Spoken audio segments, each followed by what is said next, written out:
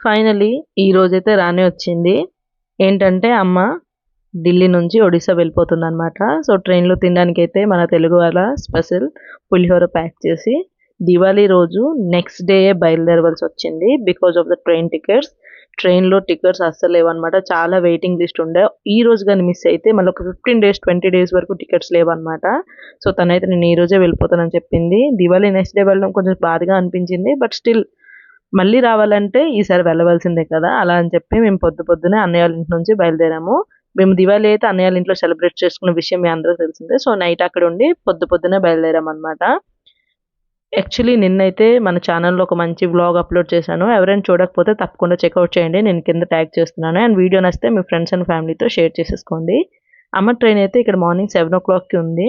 So, మేము early morning 5:30కే బయలుదేరి స్టేషన్‌కైతే వెళ్ళాము. స్టేషన్ రీచ్ అయ్యేటప్పటికి 6:30 అయిందనమాట. సో, అమ్మ ట్రైన్ కూడా వచ్చేసింది. ఇక్కడ నుంచి స్టార్ట్ కాబట్టి ముందే పెట్టారు. సో, అమ్మ వెళ్ళిపోతుంది. ఏం పర్లేదు. మళ్ళీ మేము లీవ్ వెళ్తే కలుస్తాం కదా! అదే చెప్తున్నాను. మళ్ళీ ఎప్పుడో కలుస్తామంటే, "ఏమి పండుగకి రారా" అని అడుగుతుందనమాట. సో, చెప్పలేం కదా! లీవ్ అనేది మన చేతుల్లో లేదు.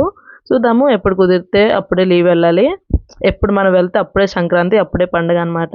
సో, చాలా హెవీ హార్ట్స్‌తో మమ్మీకైతే గుడ్ బై చెప్పేసాము. సో, ఇక్కడ అదే బాయ్ బాయ్ చెప్పి అమ్మకైతే సెండ్ ఆఫ్ ఇచ్చామనమాట. ఇది అమ్మ వచ్చి వెళ్ళే సీరీస్‌లో లాస్ట్ రీల్. ఐ హోప్ మీ అందరూ ఈ షార్ట్స్ ఎంజాయ్ చేశారనుకుంటున్నాను.